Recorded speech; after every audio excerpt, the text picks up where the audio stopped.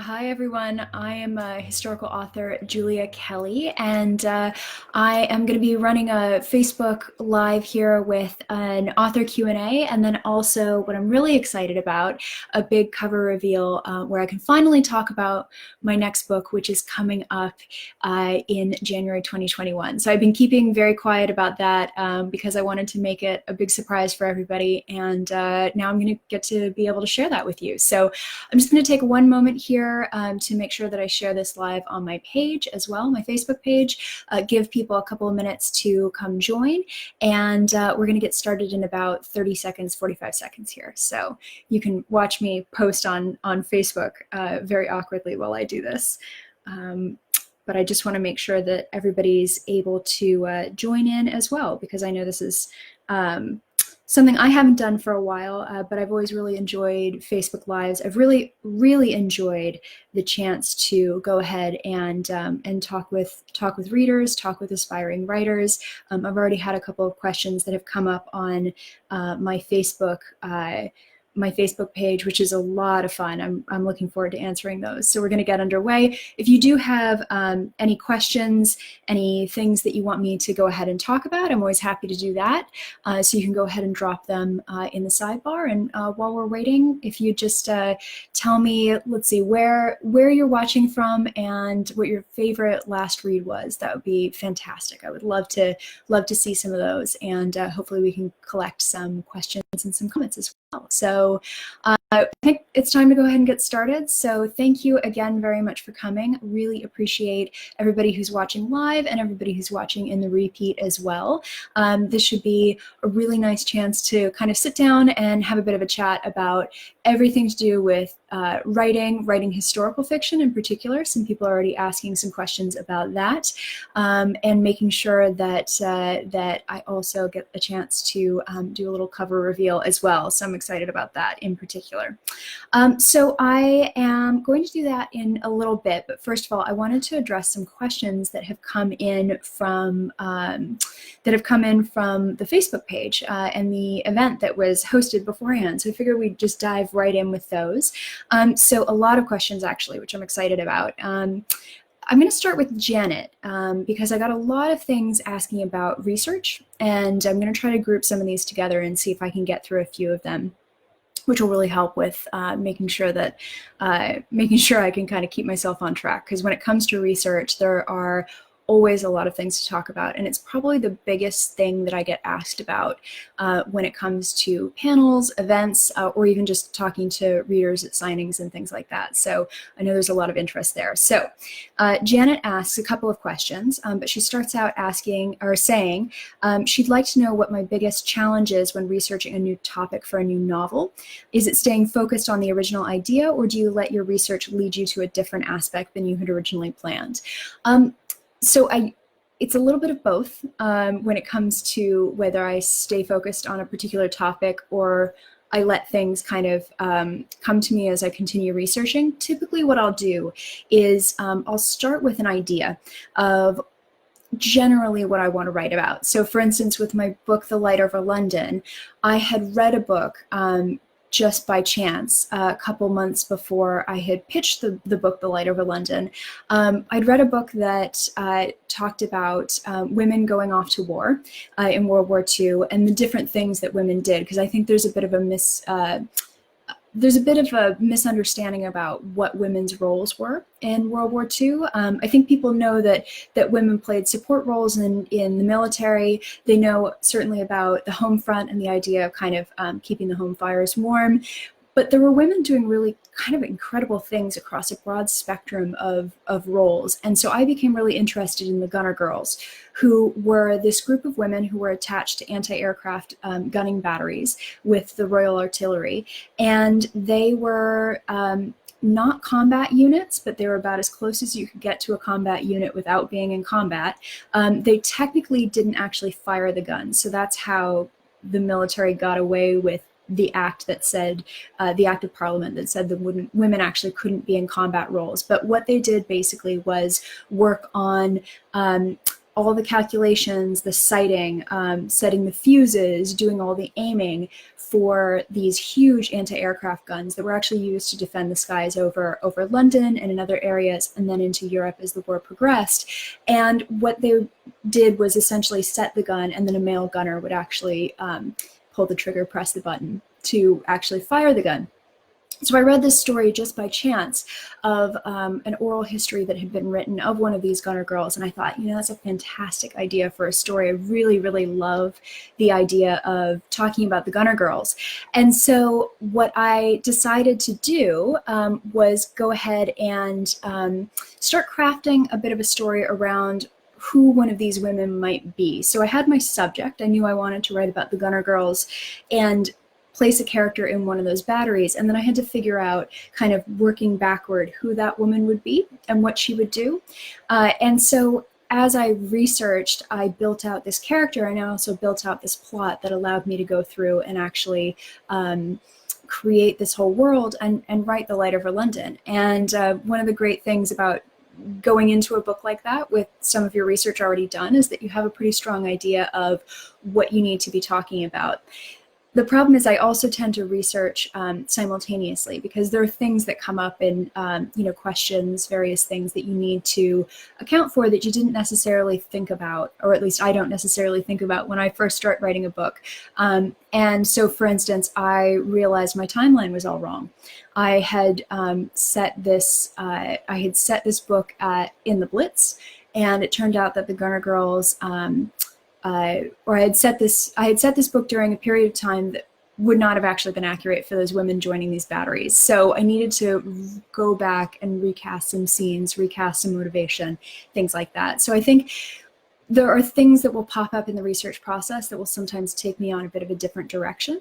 But the nice thing about writing fiction is, as much as I try to make sure that I'm staying true to the history and I'm not, completely misconstruing where events happened, how they happened, the intent behind all of it, there is a little bit of license that you can take with being a fiction author that is helpful. So sometimes you have to make a decision about, do you go down the path of being incredibly historically accurate, or do you maybe change some details or add some details because you're not able to find those things in research, and that then drives your story. So it's a little bit of column A, a little bit of column B.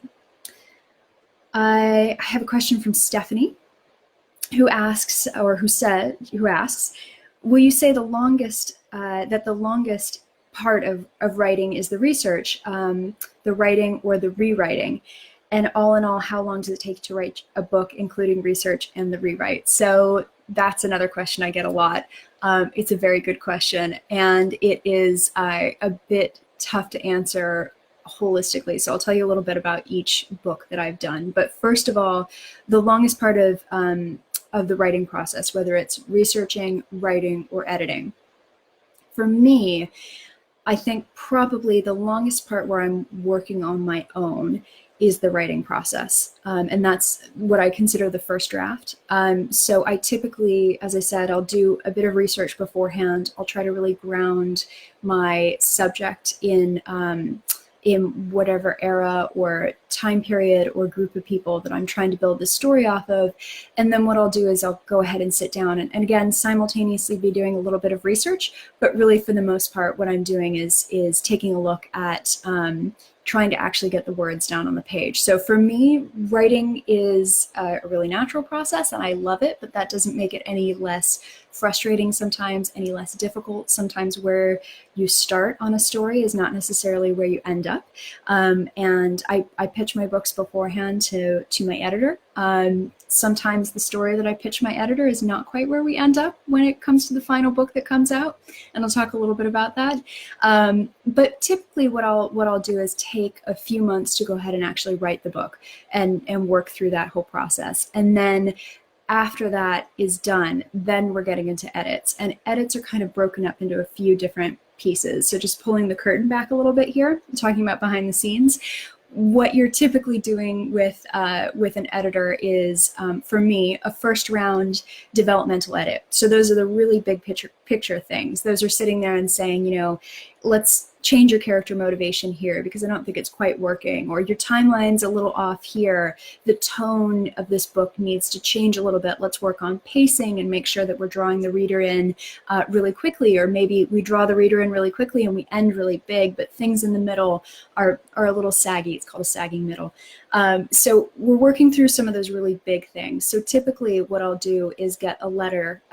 It can be anywhere from 1, 3, 7, 10 pages long from my editor, and it will list out all the things that she thinks need to potentially change about the book.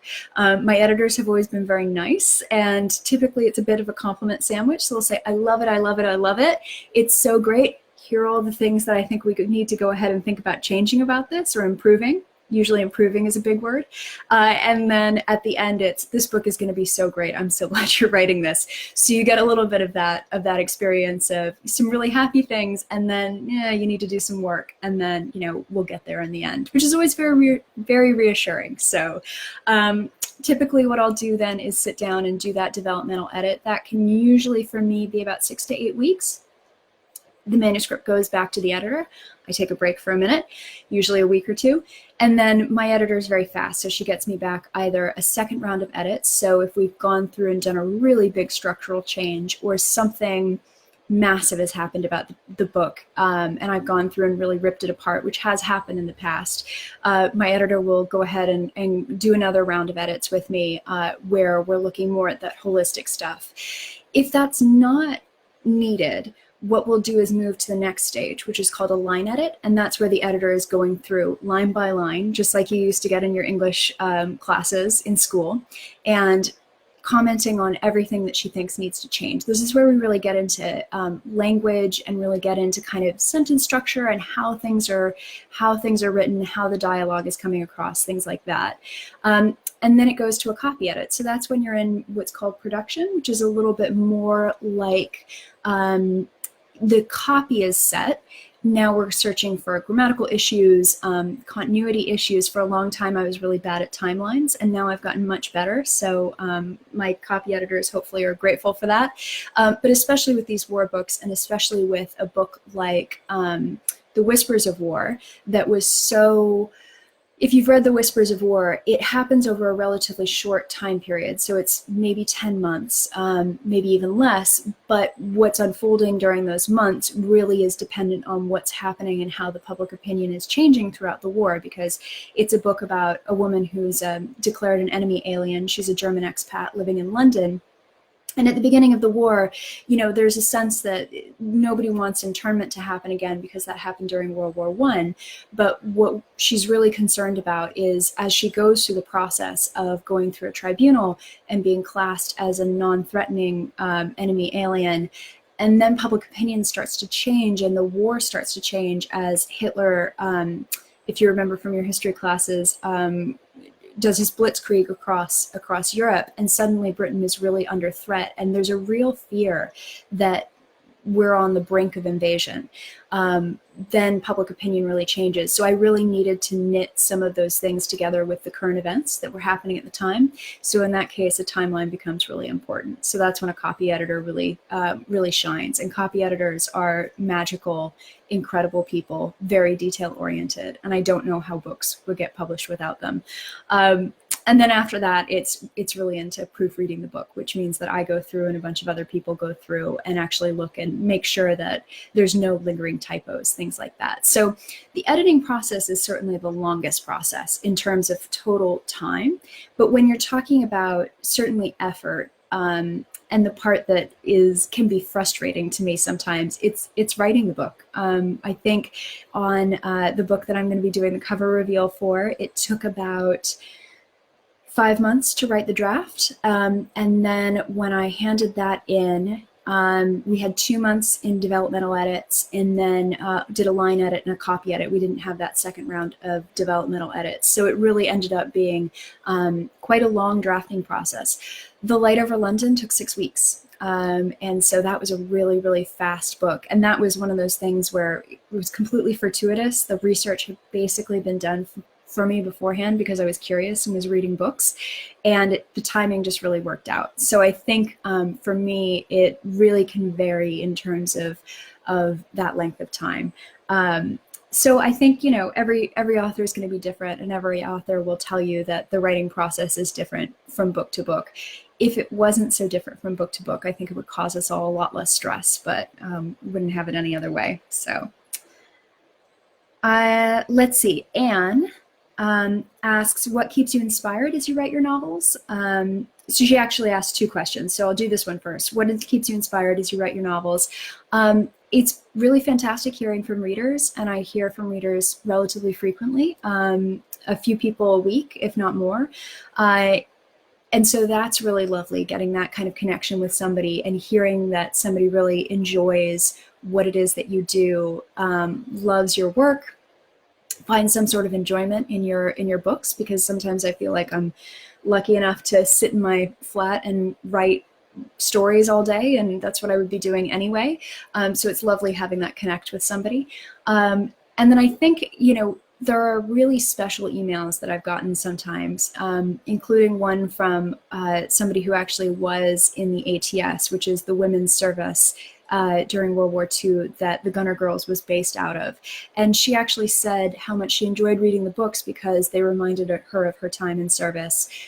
They reminded her of her experiences. There were references to nicknames for different things that the ATS girls were supplied with, different parts of the handbook that she said she really recognized. So that was a hugely, hugely gratifying moment to get that email. So things like that really help. And I'm not going to lie, I always dreamed of seeing my books in a bookstore, and I've gotten to do that now, which is really, really pretty exciting. So those things are kind of good inspiration for keeping me moving forward. And then the other question here from Anne, do you read the reviews of your books, and what do you take away from them? I'm not a huge review reader. I'll go through and I'll skim some of them, especially in the early days, just to make sure that nobody's talking about major issues with the book. Nobody's, nobody said it was missing this entire chapter. That does happen sometimes. So, but really for the most part, my feeling is when you put a book out into the world, it's out in the world and somebody's read it, and that means that that book exists as it is. And whatever my intent was as an author, I can't be standing there and telling every single reader, no, that's what I meant, or, oh, you didn't see or understand what it was that I was saying there. So let me go back and tell you how it's supposed to be. So everybody brings their own attitude and experience and just mindset to reading a book. So I kind of think reviewers are for readers, and I really appreciate them. They're hugely helpful in getting the book in front of other readers and making sure that people are aware of what they might like or what they may not like about their books. And I think, readers who review and book bloggers and booktubers, my sister's a booktuber, so I always have to shout that out. They do an incredibly important job in terms of steering people to the right things for them. So I want to make sure that people are feel free to leave reviews, and I hope the reviews are reflective of the book and not something that I don't have control over, like the cover. But everybody's going to have their own opinion, and so, I think that that's totally valid. And maybe since reviews are for readers and not for me, maybe those are the people who should be reading them. So that's kind of my take on reviews. Alice asks one of my favorite questions. Do you have a favorite time span? Which is a good question. I have jumped around a little bit. I used to be a historical romance author. I was writing in Victorian London and Victorian Edinburgh, which is what I did my undergraduate research on, Victorian London. I love writing in World War II. It was a real education getting up to speed with World War II, because I have definitely got a working knowledge of it, but I don't have such an intimate knowledge of World War II that I know a huge amount and could rattle off, stats and trends that were going on during the time period. The war was a fairly substantial time period with many different changes in terms of personal or in terms of public perception. Different people had different attitudes, different people did different jobs, had different experiences. So it really was quite something getting up to speed with some new research there. So So I've enjoyed both of those quite a bit. I'm fascinated by the 50s, especially in Britain, because you go from austerity measures after the war through to really the swinging 60s, when you're looking at, a huge influx of wealth in the country. Social differences and social roles for men and women have really started to change. You see more and more women entering the workforce. I think it's a really interesting period of time in the US too. But I have to admit, my time period I really want to write about, and I just don't have a book for yet, and haven't had the opportunity to write about, is 1920s, Roaring Twenties New York. I have always been fascinated by that era. I was a swing dancer at university, where I learned how to dance the Charleston and things like that. I think the clothing is really interesting, and all of the things coming out of the bright young people in London.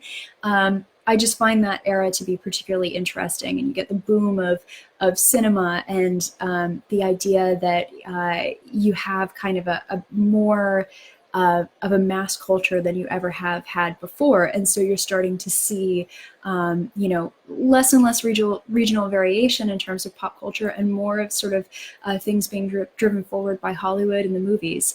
So I think it's a really, really interesting era. The music's fantastic.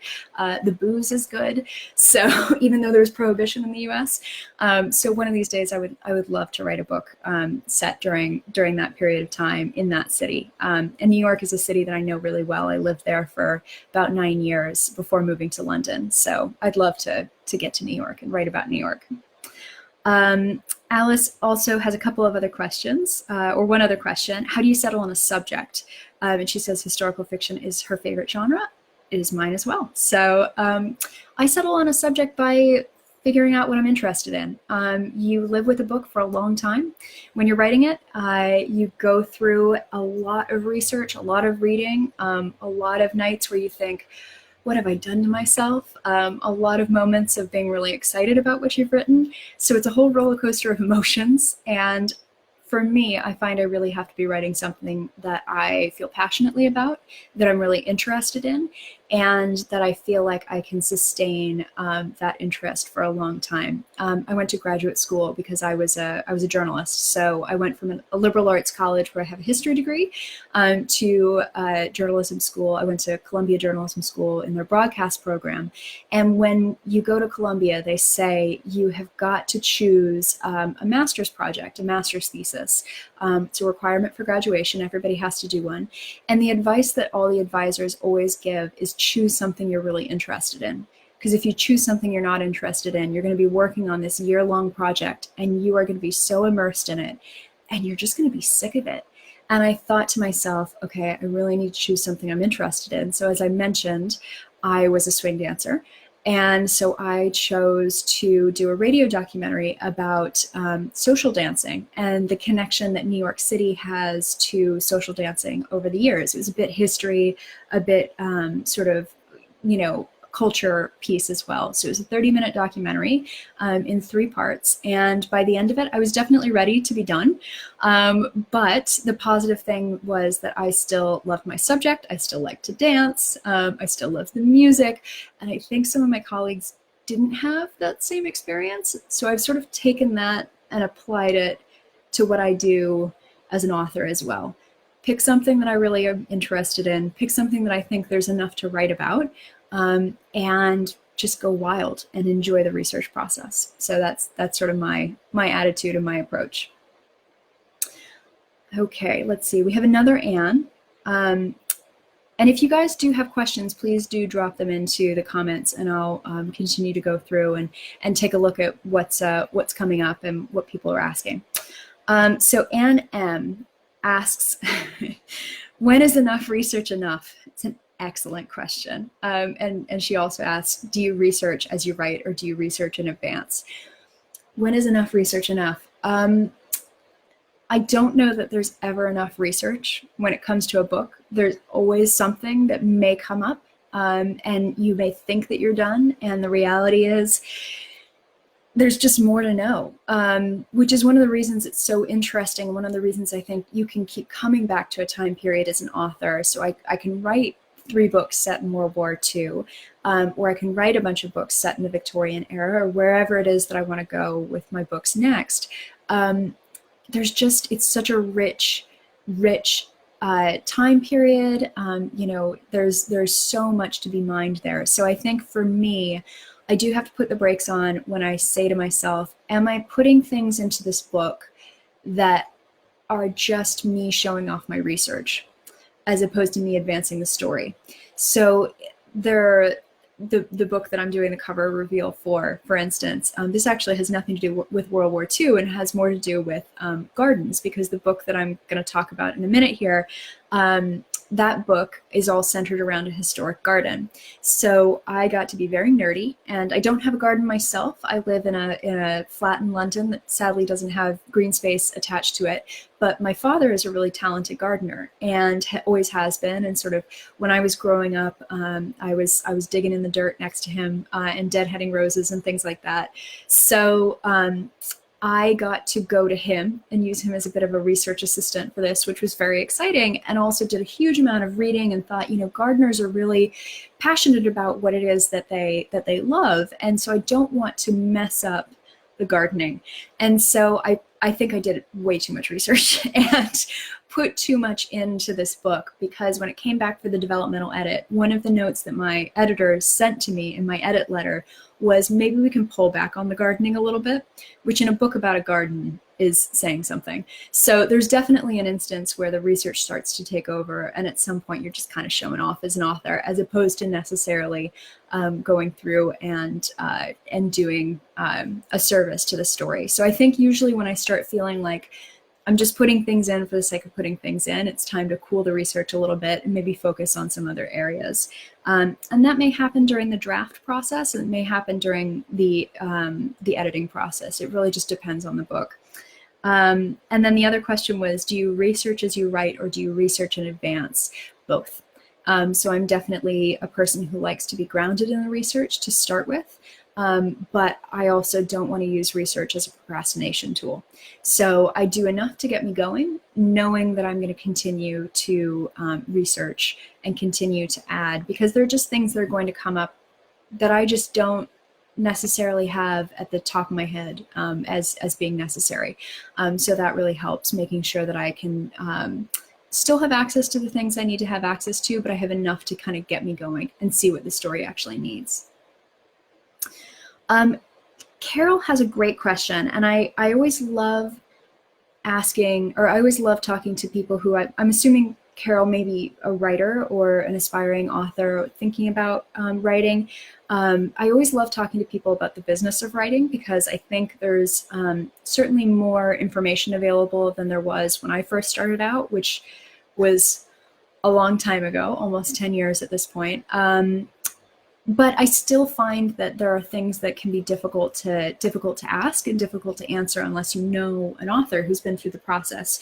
So Carol writes, if you get a publisher interested in your first novel, are you at a disadvantage regarding the terms if you don't have an agent? So this is really asking about sort of the role of an agent and what that agent is going to do for you, especially if you're at the very, very beginning of your career. So, and this is, since we're talking about publishers, this is traditional publishing rather than self-publishing or indie publishing.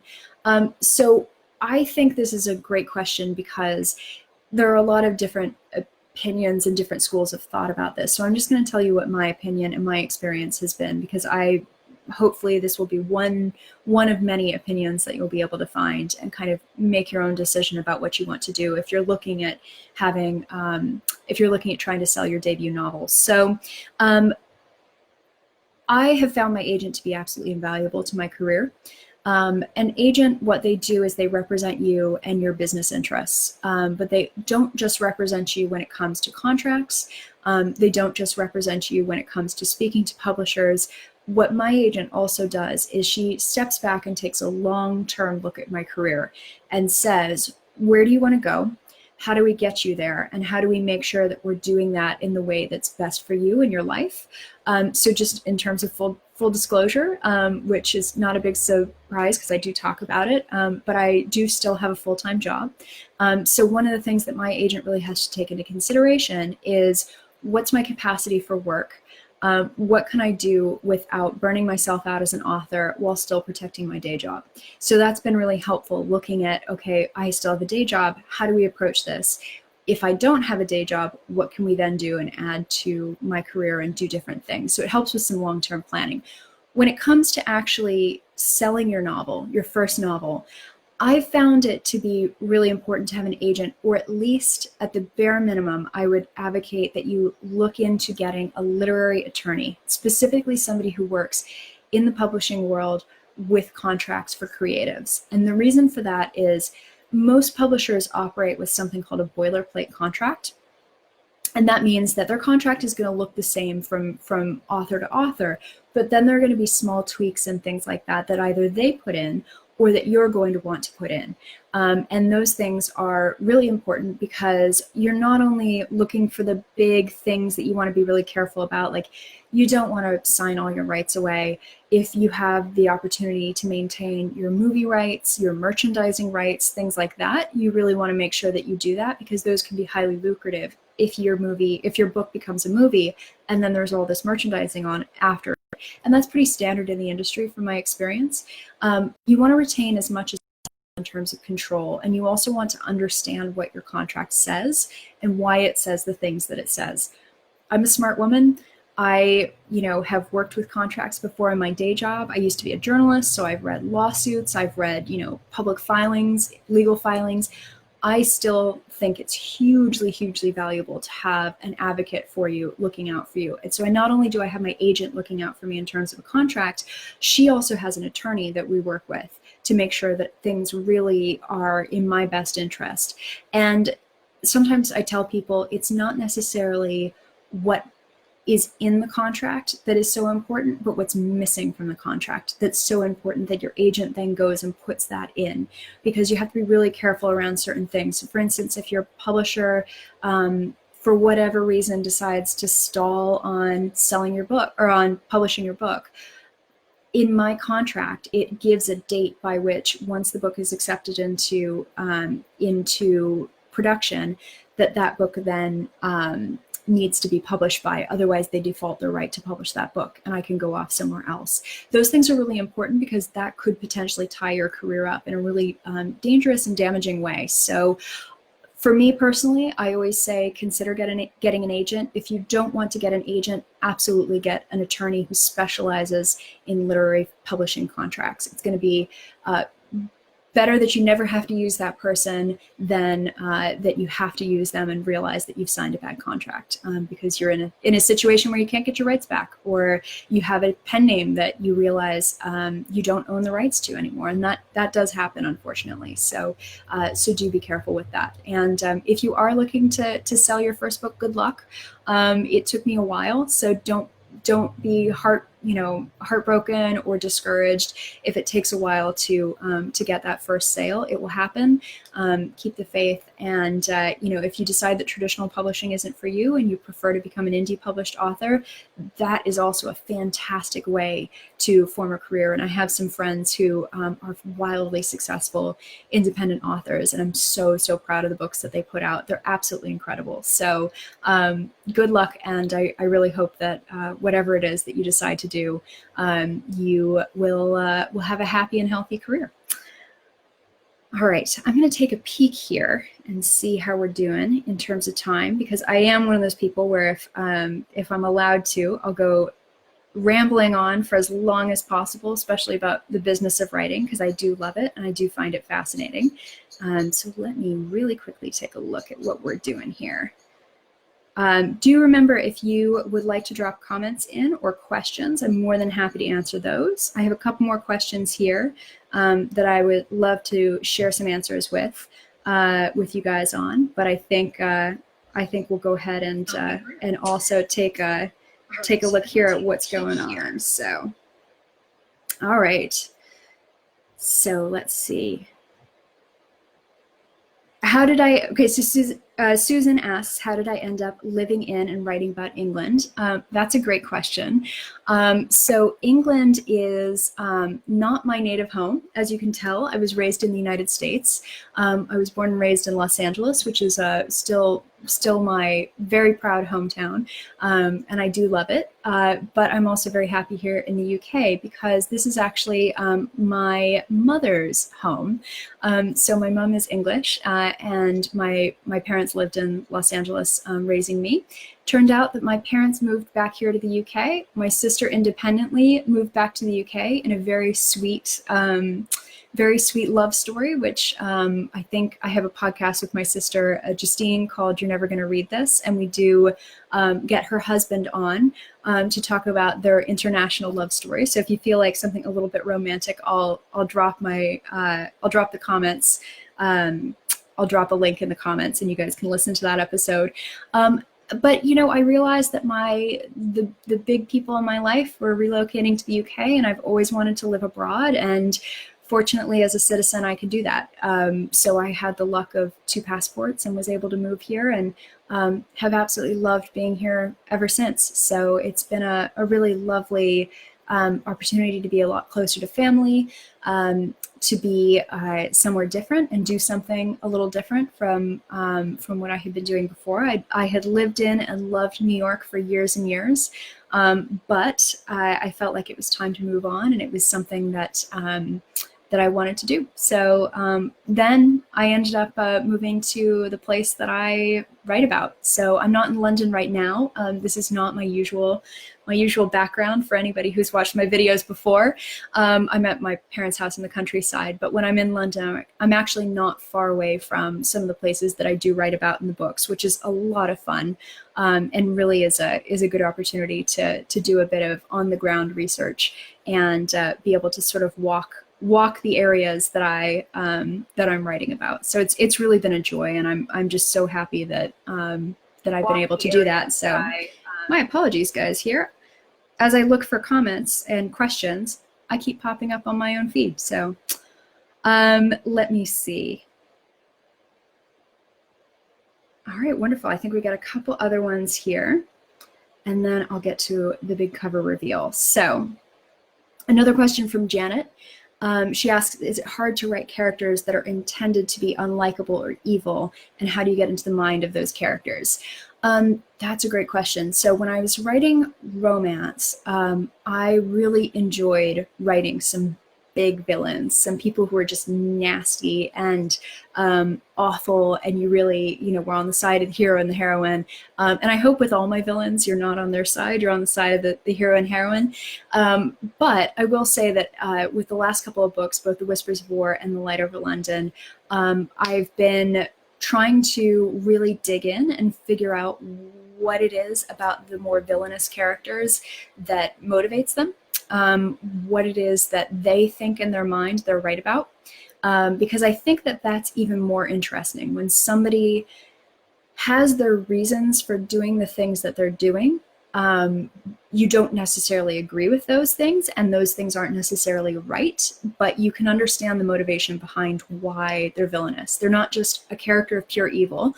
I think one of the classic examples is Heath Ledger's The Joker in the Batman, Christopher Nolan Batman movie. But they have a bit more internal motivation.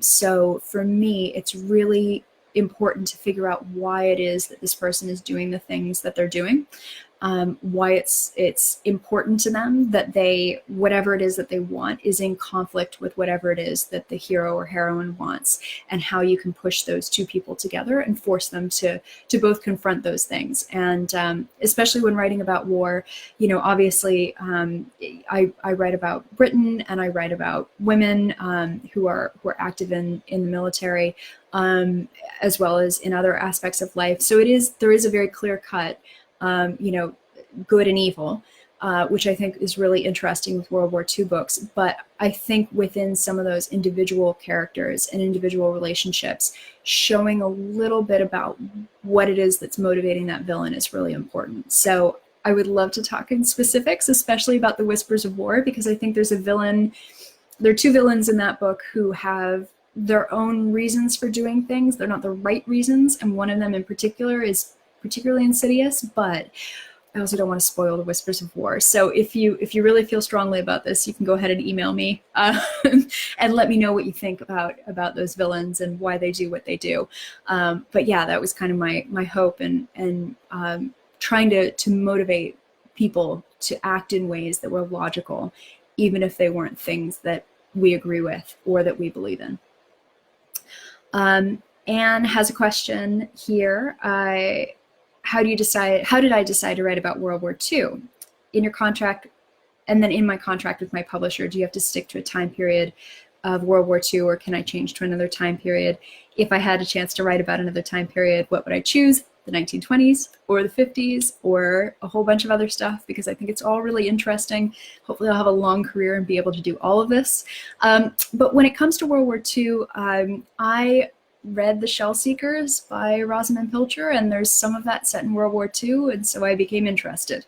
And I became interested also because while there is a lot of conversation about World War II in the US, and a lot of people have grandparents and great-grandparents who served, and that is very much a part of our culture, I think living in London and living near some of the monuments in particular meant it was all the more upfront. And I think the fact that Britain was in the war for so long, and Britain was so impacted by World War I and World War II, and the history is so upfront here, it just became a bit of a natural choice. It was something I was interested in. So I actually, when I initially was talking to my agent about writing for World War II, it's about a different book, which I would love to write at some point. It's a family saga, so it would potentially go over several books, but it would start in World War II and then progress through to the 60s. And we talked about that book, and unfortunately we weren't able to get that particular one sold, but that became the genesis of The Light Over London. And we both agreed that it was a really interesting time period, and it happened to also be what my publisher was looking for. So it was a bit serendipity. They approached me and said, we are interested in you writing historical fiction. We're interested in you changing lines.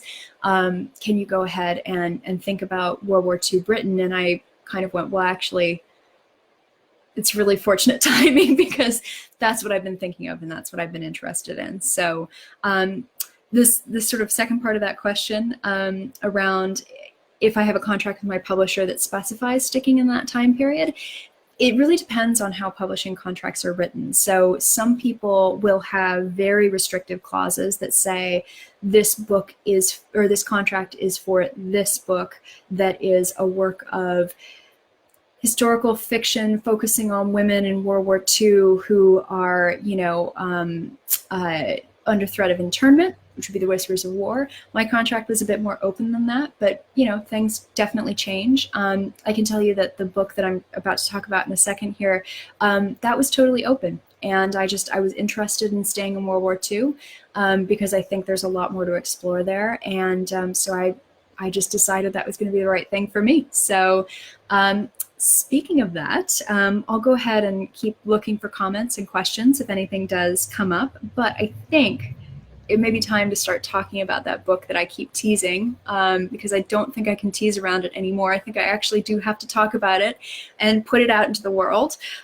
So I'm very, very excited and really quite proud to show you the cover and talk to you a little bit about my next book, which will come out in January 2021, which is The Last Garden in England. And unfortunately, normally I would do this with a bound copy, and it would look lovely and it would look like a book, but with the pandemic, it's been hard to get access to those types of things. So instead of having an early copy with me, I do have my iPad.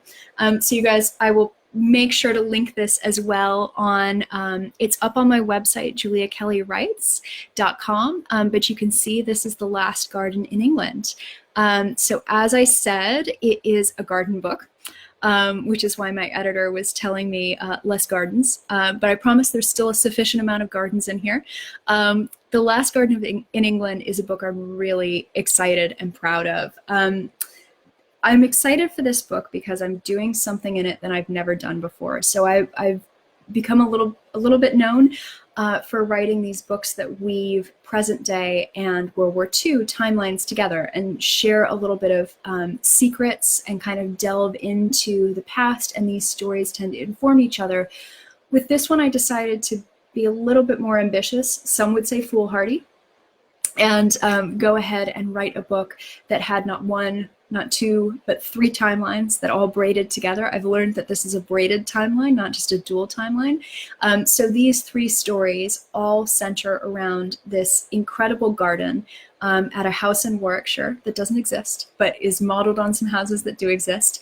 The house is called Highbury House, and in 1907 you see the creation of this garden by a female garden designer, a little bit of a maverick and a rogue in her field. She's a woman who is working, a gentleman's daughter who has a job, and she is creating this garden with these incredible garden rooms. So not only does it have sort of the vistas and the things that you would expect from a stately home, but it also has these beautiful garden rooms. So you have the tea garden and the lover's garden and the bridal garden and the children's garden.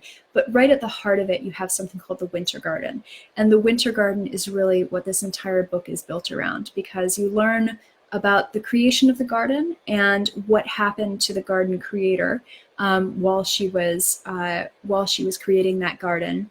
Then in World War II, you meet three women who are all linked to this house. One is the owner of the house, Diana.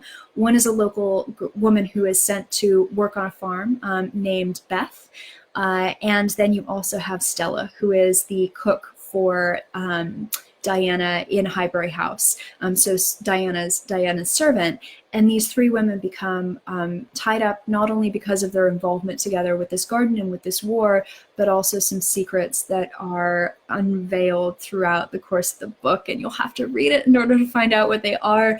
But then, of course, we move into present day, because I did want to make sure that I got my present day timeline in there.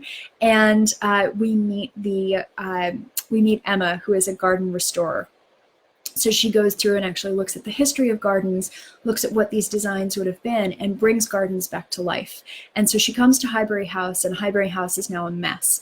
The new owners have taken possession of the property from Sidney, the wife's father, who received it from her grandfather. And they go through and not only are Sidney and her husband redoing the house, but they really want to redo the garden. And they want to restore it back to what Venetia, the garden designer in 1907, envisioned for it. And the garden is overgrown, it's been neglected, and the winter garden, the garden at the heart of this entire property, is locked. And nobody's entered this garden in decades. It's overgrown. Nobody has any idea what's in it because it's so covered and thick with foliage that you can't actually see into it. And so Emma starts to chip away at restoring this garden, and she finds not only secrets about the garden's development, but also all of the women who've worked on it as well. And the secret as to why the winter garden is locked and what happened there all those years ago. So that is the last garden in England. I am very excited, as I said, to start talking about this and to start sharing things with you. One of the real joys in this book has been the research, because gardens are beautiful, and it gives me an excuse to muck around in my parents' garden, since I don't have a garden myself. So I've been coming up here, doing a little work in the garden, learning about things, putting plants that we have into this book. But then I've also been going around some stately homes and figuring out what elements I want to borrow from what stately home, and creating this garden of my own, which I've now designed my fantasy dream garden, which I hope one day I'll have a house big enough to justify this insane garden with all these incredible garden rooms in it. But it's been so much fun to do that, and it's been so much fun to weave three different stories about three very, very different women all together and make sure that they each have their own story, and it's all told in a way that really weaves together and makes for some hopefully really interesting